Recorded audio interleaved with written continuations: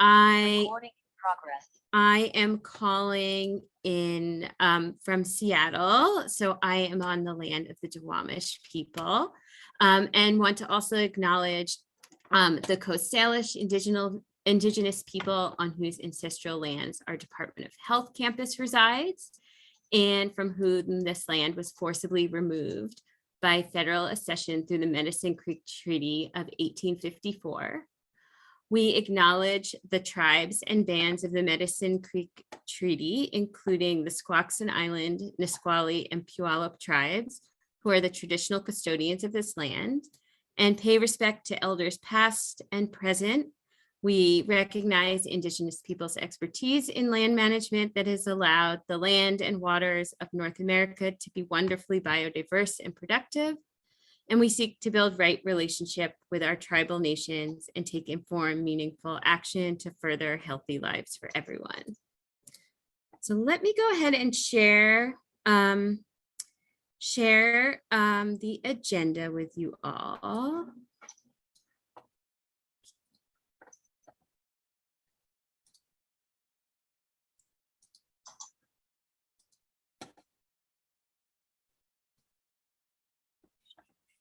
And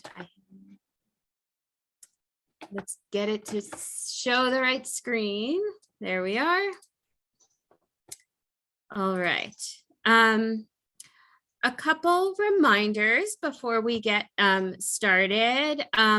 Quarter 3 reports are due today. I know follow the directions from your contract manager. I know on whether to upload to SharePoint or just email those to us. We're trying to adapt to the what technology is currently working. So thanks for bearing with us there. You should see in your inbox in the next week or so the COVID questions for quarter 3. So keep an eye out for those, and it'll be a SurveyMonkey link. And it's those same questions. It shouldn't take more than like 10 minutes to complete. So keep an eye out for that. And that will be due at the end of the month, along with getting pairs up to date all the way through quarter 3. And a reminder to just keep sending us invoices. It's both helpful to make sure you get reimbursed and that we have a good pulse on what the spend out is for this year. So appreciate that. A couple of things some of which you've already seen in the email newsletter, but wanted to remind, since there's some due dates coming up, the SNAP Market Match Community of Practice is looking at what type of evaluation has already been happening at farmers markets. So if you have already done any surveyings of shoppers, it would be great to add your work to their overview of what's happening around SNAP Ed. So send those to evaluation by the end of the week. Also, community of practice, and just a reminder that it is open to anyone. So if you have work that is relevant to SNAP Market Match or Produce Match, or you're interested in doing work in that area, that would be a great place to bounce ideas and hear what others are doing, and be thinking about how to collaborate on that work as a statewide SNAP Ed team. The next meeting is July 21st, and so link is there, and you're all welcome to join if you have relevant work. The Washington State Farmers Market Association regional brochures on food access programs are now available to order. So I wanted to pass that link along. And a reminder of registration coming up for August trauma-informed approach to nutrition messaging training through CTW. So you can sign up through that link as well. And to mark, registration isn't open yet, but to mark your calendars for September 13th and 14th for the SNAP Ed Forum, which will be virtual, and it will be 2 half days. So a bit of an abbreviated form this year, but we're excited to connect as a state and really get come together and get some inspiration and energy for exciting work to come, especially as we're about to embark on planning for a new 3-year plan.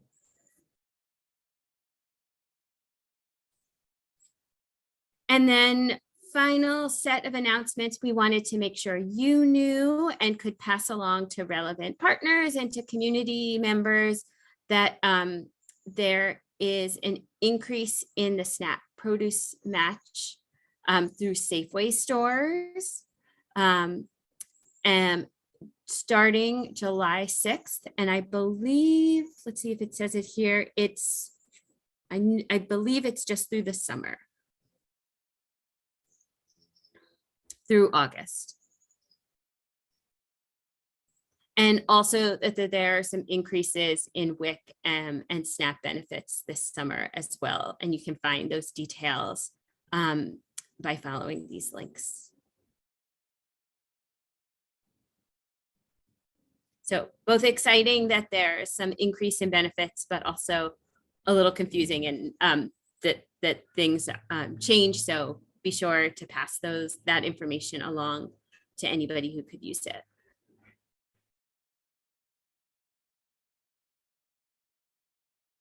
All right, I am going to pass the mic over to Patrick and Eileen.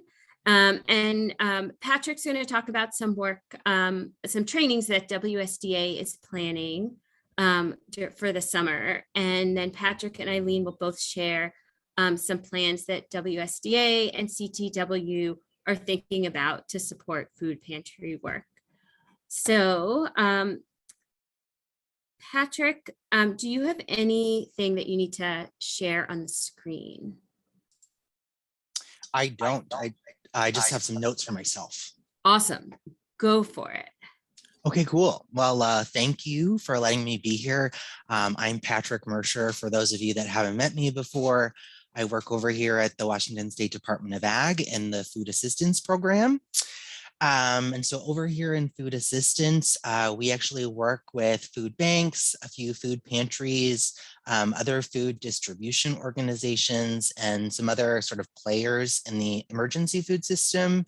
And we help supply both operational funding and coordinate food from the federal government getting all over the state into food pantries and into the hands of clients who need it.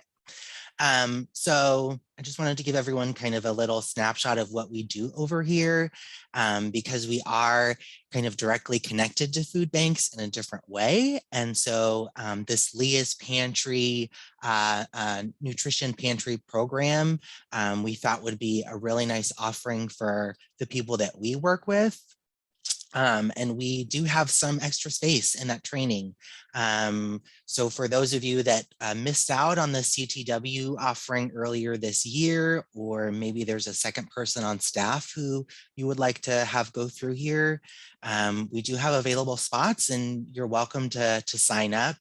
The trainings, the live sessions begin on August 2nd. So that's 3 weeks from today. And again, if you want the registration link or some more specific information, I'll put my email in the chat.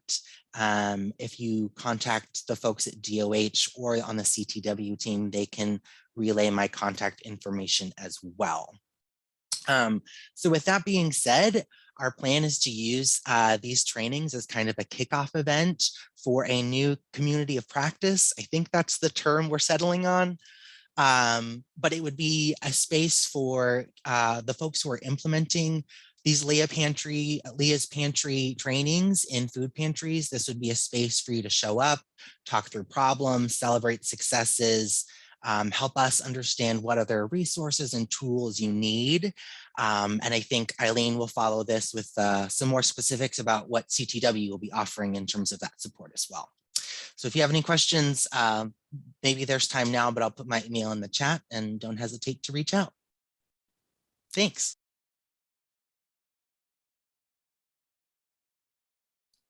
Thanks, Patrick. And we do have time for questions, so maybe we can take, I see Linda's hand raised, so we can take your question, Linda, and then we'll pass it over to Eileen to talk about what CTW has planned to also support work in food pantries. Go for it, Linda. Thank you. Hi, Patrick.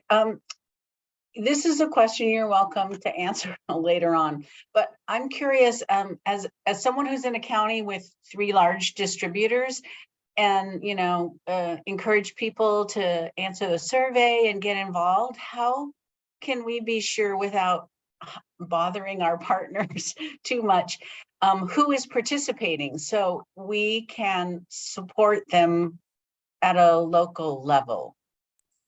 Yeah, I have access to the people who have actively registered, and I actually also sent out a pre-registration to see who was interested. So I know who's interested and has not signed up. If you have questions about specific people, if you just reach out, I'm happy to kind of look into that for you.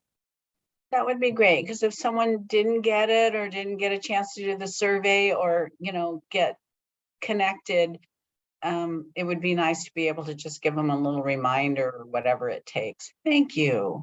Yeah, absolutely. And this is a great kind of example of things that we're trying to fix or make better. Is our role at WSDA can really be to connect folks in the SNAP-Ed world and the food bank pantry world. So thank you for giving us a real life example.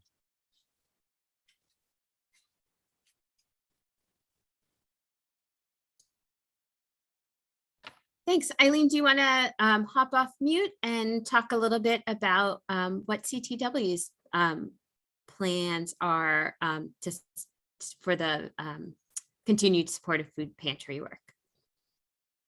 Yeah. Hi, everybody. I'm Eileen Grigsby. I'm with the Curriculum Training and Website team.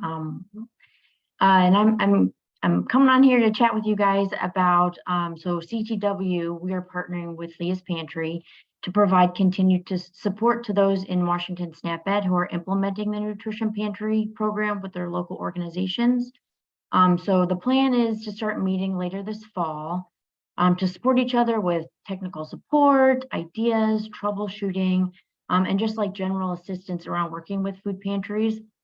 So you'll have access to each other, but also to Leah's Pantry, who put on the Nutrition Pantry program. So they'll be there to answer your questions, help give guidance, that kind of thing. We're planning to cover topics like the planning, the NPP needs assessment, writing food pantry nutrition policies, creating work plans, and basically all the stuff that we covered in NPP. So we'll be sending out more information soon, but the plan now is to meet monthly to support each other, to see how we can help each other with that work. And yeah, if you have any questions, feel free to reach out to us.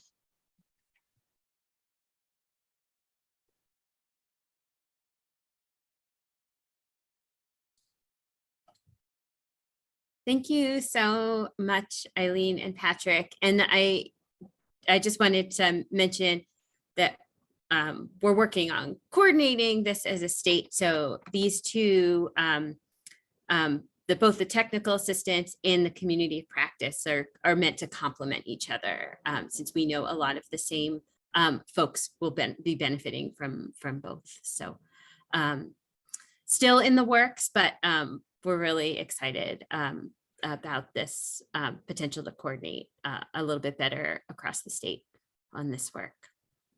Any other questions that folks have for Eileen or Patrick?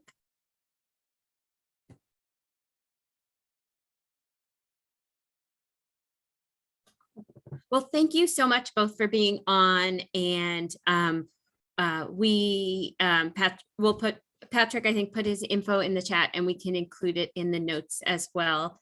So that if you've got folks, if you or folks who you know might be interested in the upcoming trainings, you can reach out to Patrick and go from there. Cool. Thank you. Thank you so much both for sharing. Well, we're going to switch gears, and I wanted to make sure we flagged for you that there is an opportunity for input on a system, a new data system that for FNS will be using for states to submit their state plans and budgets. And I wanted to make sure we touched on this both because it's an opportunity to give input and it's a little bit confusing. So the new system is called NPAIRS. And we wanted to just be really clear that this system, it's going to be great that it will actually link and talk to pairs, but that pairs is not changing, and that you can expect that your reporting through pairs would not change. But we wanted to just flag that this, this is a new system name might be floating around the SNAP-Ed world, and have a chance to tell you what we know about it so far, and let you know that they are doing like a formal comment period right now. So if you did have interest or wanted to take a look, that you could follow the link. It's a little clunky. I just went through the other day. It's kind of hard to read and figure out exactly, but it has like all the data elements that they would collect in this new system. And it's a chance for folks to give comments on that plan. So the deadline for that is August 9th. But again, pairs and the reporting for LIAs wouldn't change. This is really to facilitate getting state plans and budgets to FNS more efficiently. So I will pause there and just see if anybody has any questions. And if you are interested in making comments, that is the link goes to both the documents and then as a button where you can submit comments.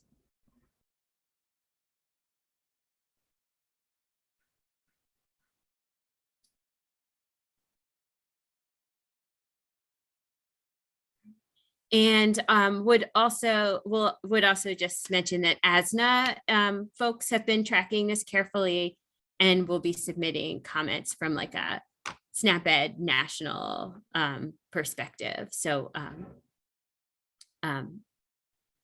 no, this is optional, but we wanted to let you know about it. All right, I will pass the mic over to Morgan, who's going to talk a little bit about our state plan timeline, as well as just some updates from our contracts department. We know that there were some LHJs who had some contracts that were a little bit confusing. So I will pass it over to Morgan.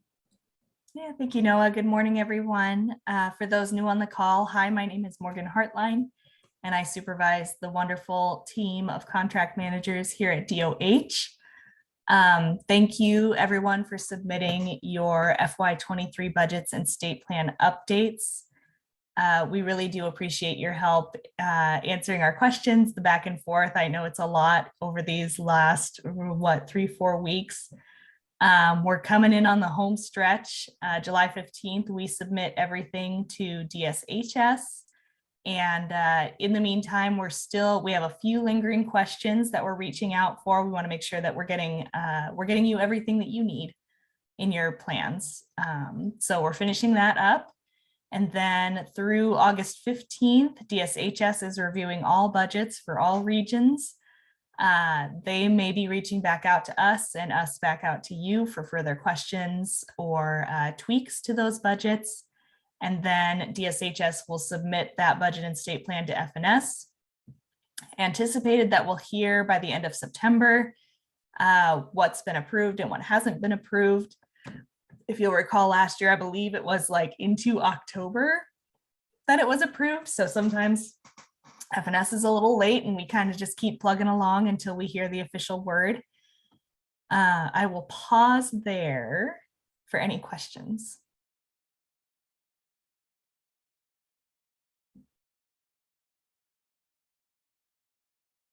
Okay, perfect. Pop them into the chat too if you have, if you think of anything else.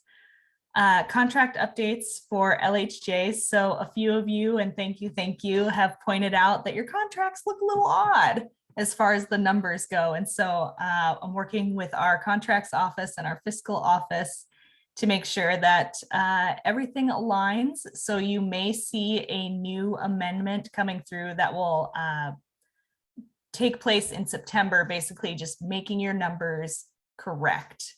So nothing really changes from your work. Nothing, the budgets that you have on SharePoint are correct. What you spent to date is correct. It just is the contract number that is a little off. So just keep following your budgets on SharePoint. Reach out if you have any questions. We're happy to work with you. It was the alignment of the calendar year and our federal fiscal year that gave us some goofy numbers. But anyway, reach out if you have questions. Happy to answer them and to work with you directly.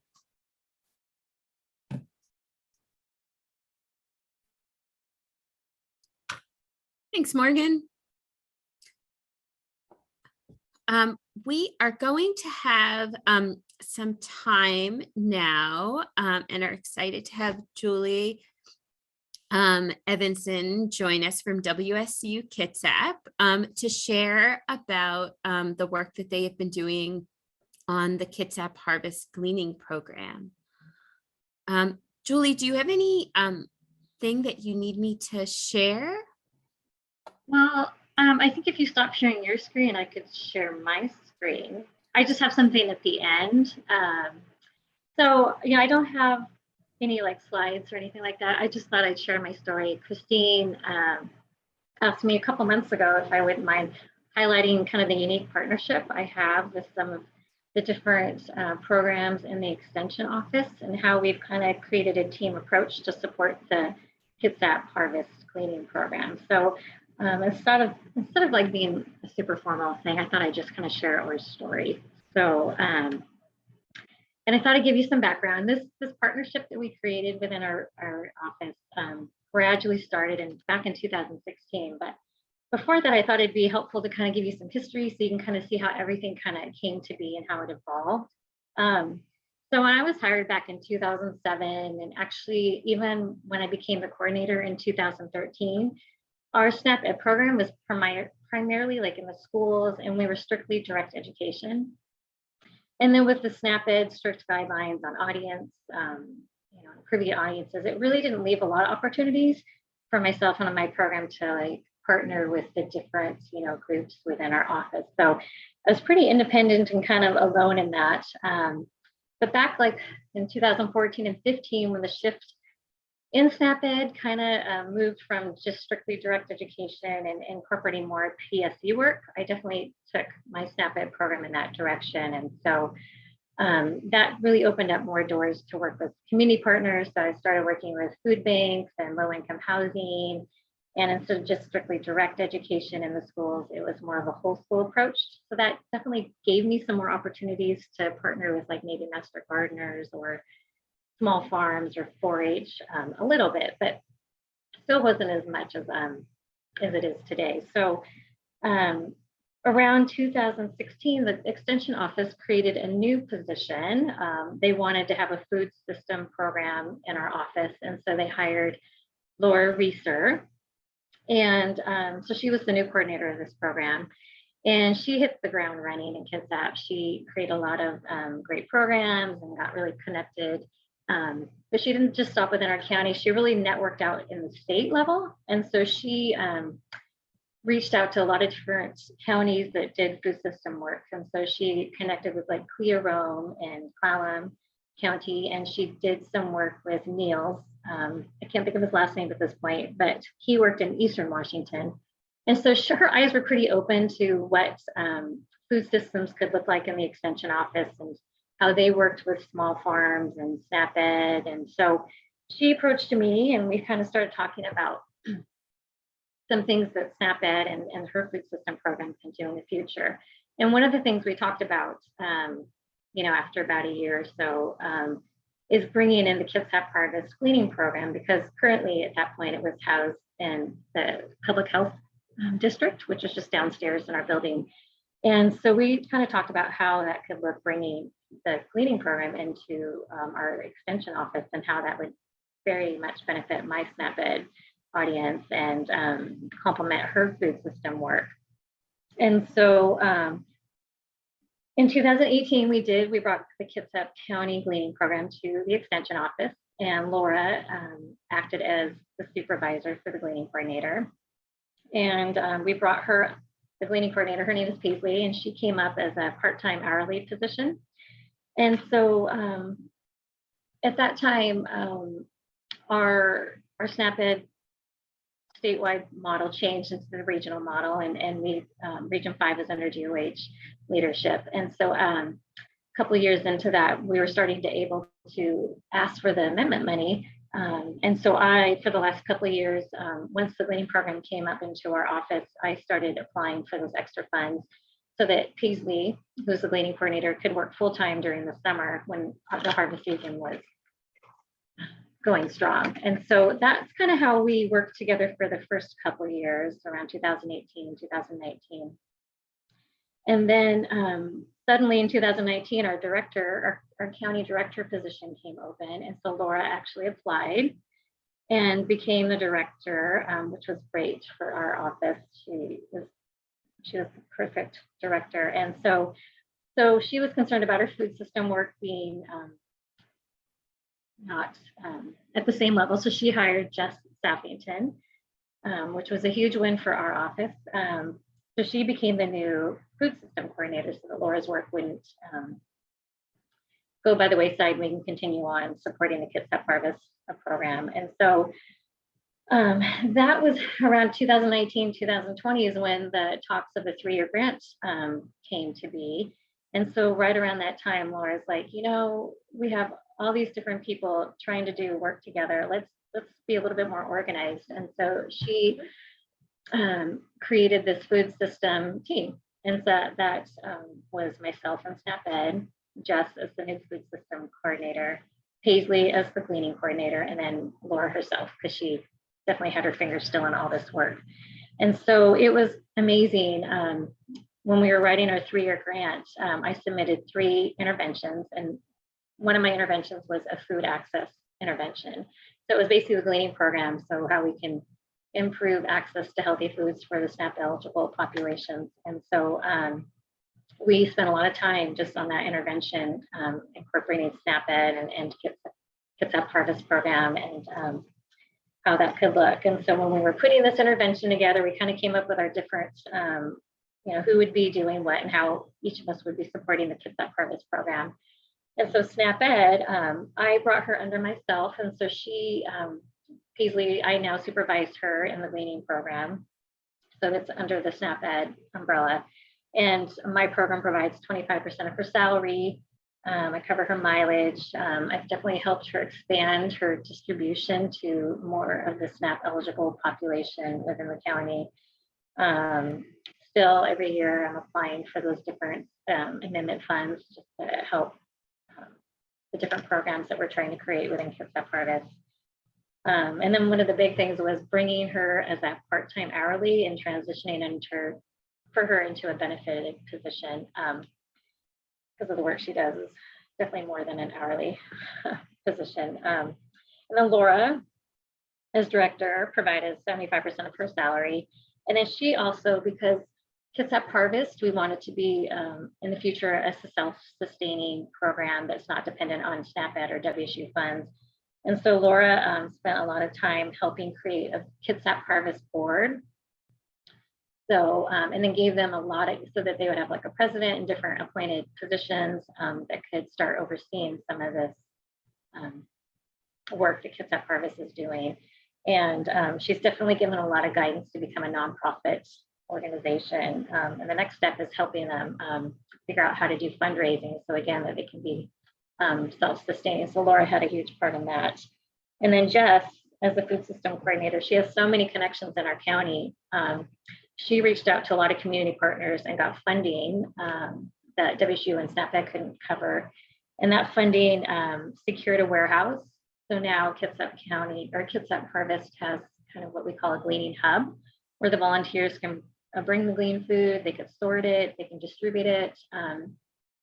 There's some Conex boxes that were donated and they're getting wired for refrigeration. And so that's been huge. She also got funding to secure a mobile unit. So now these last 2 years, we've been able to do some really great programs with food banks and then just the capacity to distribute that much more gleaned food has been very maximized with that mobile unit. And then some other things that helps this program thrive. So the last 2 years with our team approach, I'm trying to share my screen at this point. It says host disabled participant screening sharing. Am I able to? I will make you a co-host, Julie. Oh, thank you.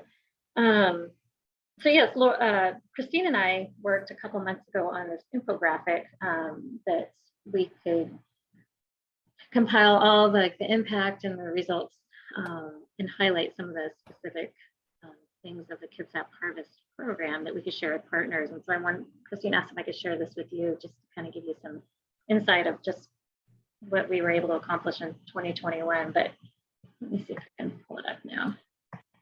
Okay.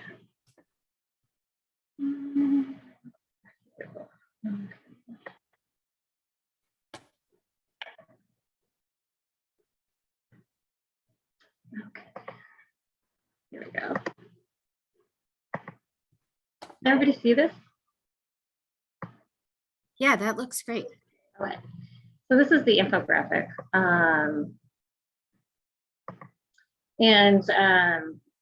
Yeah, so the top, we're just trying to give an example or share, why gleaning is important in Kitsap County. Down below, it just kind of highlights all the different partnerships that we have been able to accumulate. So we have the primary partnerships that the different community partners that have provided financial funding, the ones that provided food donations, and the ones that provide some admin support. And then in the center, kind of highlights different programs within Kitsap Harvest. Gleaning, obviously, Pantry on the Go, which the mobile market really was a fun project that was highlighted in. The different community donation stations, the farmer market donation station, and our Grow Real program. So these are all just the different programs that have helped make Kitsap Harvest providing the impact that it's been able to have in the community. So down below, it just shows that in 2021, we were able to provide over 105,000 pounds of food rescue and fresh produce to the SNAP eligible populations that we work with. So anyways, I guess to kind of summarize, Paisley does amazing work on the ground, but I think she'd be the first to say that the team approach and the community partnerships have really helped make this program what it is today. And I just, feel pretty grateful that I have this team around me. At the beginning, when I was pretty isolated and on my own, I didn't realize how lonely I was and how great of an impact and how much my program has benefited from such an amazing team approach within my office. We meet twice a month. One unfortunate update is Laura actually has left us about 2 months ago. She had an opportunity she couldn't pass up. So Jess is actually acting as interim director, but I have full confidence that our team will navigate through these changes and still be strong. But anyways, I thank you, Christine, for letting me share about this program. And Christine, if there's anything else you wanted me to talk about or share that I didn't highlight, please let me know. But if there's any questions, or I'm happy to answer any questions myself too. Oh, just thanks for sharing, Julie. I just was really impressed with how that primary partnership between WSU Extension and SNAP-Ed really had like an outsized impact in terms of creating a program that benefited both programs in different ways. So we got to work on this infographic together, and I learned even more about all the good work that's happening out at Kitsap County. And a really quick shout out to Kitsap Public Health, who also did an infographic much earlier about their initial start of the Kitsap Harvest Program, which came, I think, out of their HEAL Coalition, identified that as a need. And then that program was passed on to Kitsap Extension and WSU SNAP-Ed. So it was a very interesting progression. And thanks to everyone for getting this program off the ground.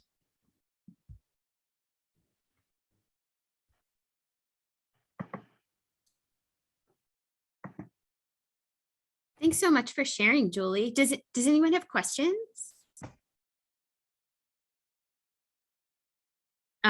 Linda, I see your hand raised. Go for it. You know, this is not a question I expect to be answered now, but I'm just so curious how you, I mean, the infographic is great, but how are you folks reporting this? And see the graph right now, it's only half showing on my screen, but I'm just would be so interested in knowing how you translate pounds of food to people served. So you've got households. Okay, thank you.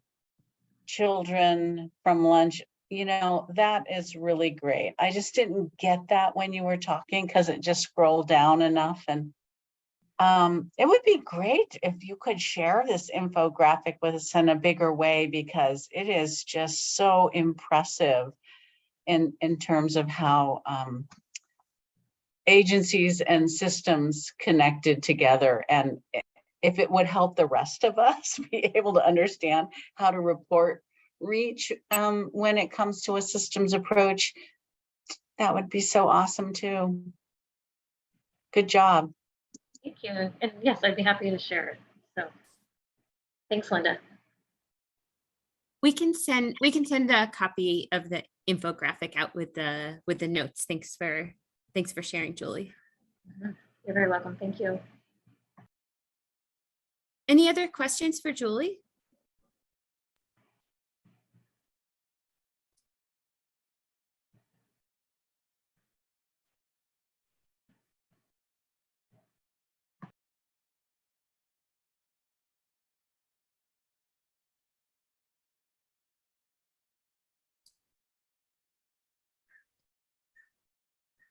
Well, we so appreciate you sharing. It's really great to hear what's happening on the ground in Kitsap and the evolution, right, of it. That it didn't just happen yesterday. You know, this is work that you were laying the foundation for a long time. So appreciate you sharing. If anybody has a project that they would like to share at an upcoming meeting, I don't think we have anybody up for the next few meetings. So definitely email the SNAP-Ed mailbox if you're, or chat with your contract manager if you've got a project that you'd like to share. We'd really love to hear more of those, like on the ground. How did this come to be? Sort of stories is really helpful for all of us. So thank you. That's all we have for the meeting today, but we are happy to stay. We, the SNAP-Ed team at DOH, will stay on the line.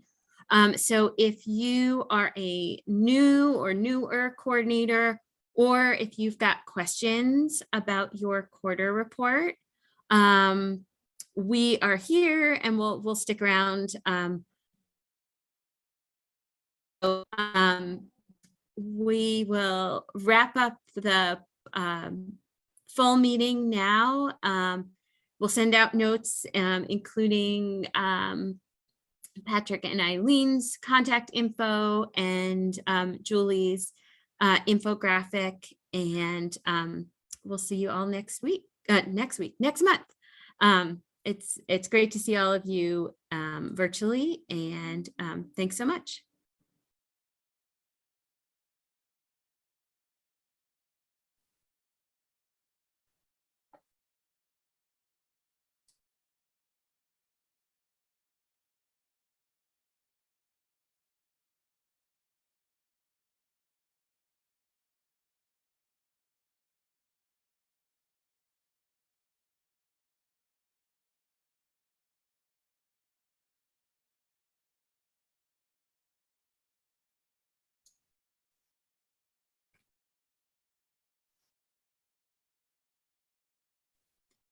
Yeah, if anyone's still on the line has questions, you've got lots of us from the DOH team here, so feel free to jump in and ask.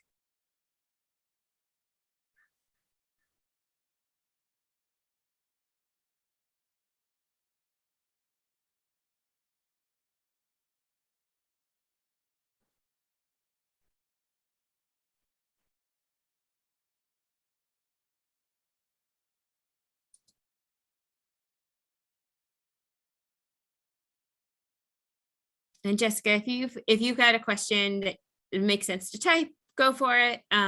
Or we can always like schedule a Teams meeting if you've got questions that are better in conversation form.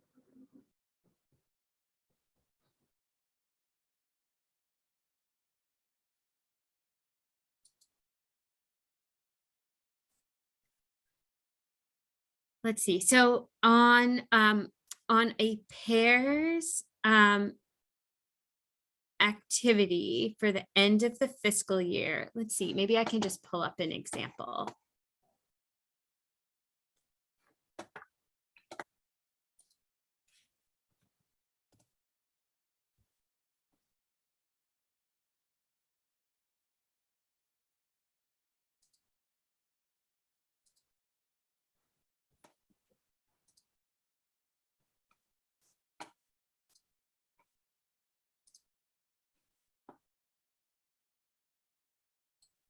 And Jessica, you're going on leave soon, right? Is that right? Before the end of the fiscal year?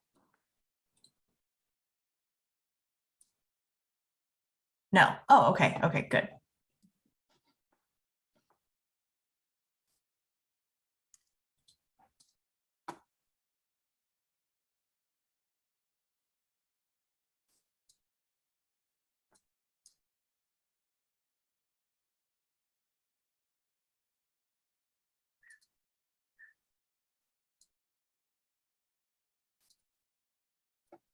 Okay. So the thing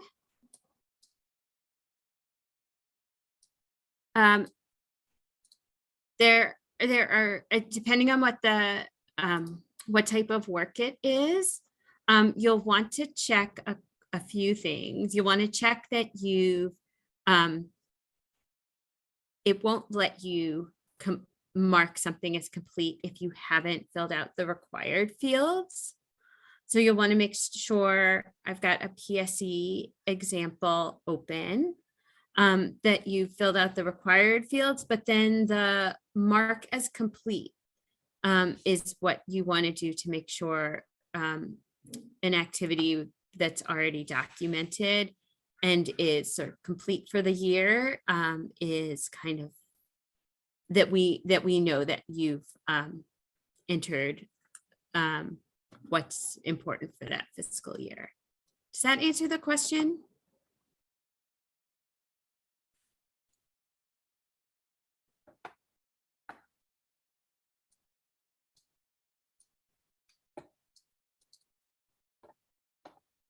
And what those required elements are is different for each of the different types of pairs modules.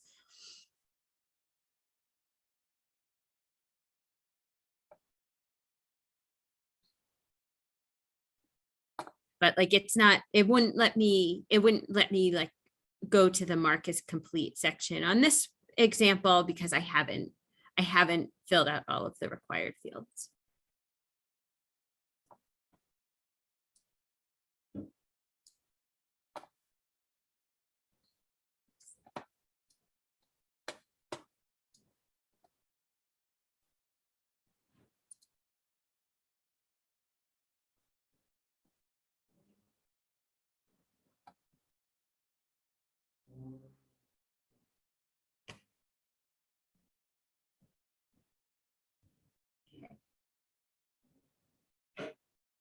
All right, thanks for the questions, Jessica.